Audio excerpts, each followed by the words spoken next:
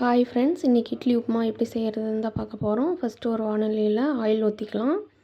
Oil ஊற்றிக்கிட்டு கடுகு, உளுத்தம்பருப்பு, கடலப்பருப்பு இதெல்லாமே நம்ம போட்டு லைட்டாக பொரிஞ்சு வர டைமில் பெரிய வெங்காயம் குட்டி குட்டியாக கட் பண்ணி வச்சுருக்கேன். அதுவும் 2 பச்சை மிளகா போட்டு நல்லா ஃப்ரை பண்ணிக்கலாம்.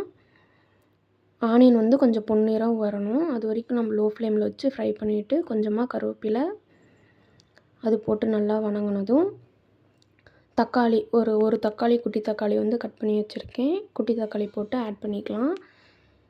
இது நல்லா வணங்கி வந்ததும் கொஞ்சமாக கொத்தமல்லி போட்டு ஆட் பண்ணிவிட்டு மஞ்சத்தூள், கொஞ்சம் உப்பு, கொஞ்சமாக சாம்பார் தூள், கொஞ்சம் வரமிளகாத்தூள் இதெல்லாம் போட்டு நல்லா வணக்கிக்கலாம்.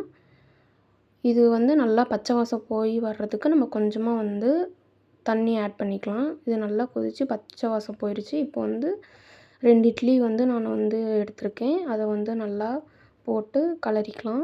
இப்போ சூடான சுவையான இட்லி உப்புமா ரெடி. வாங்க ஃப்ரெண்ட்ஸ் சாப்பிட்லாம்.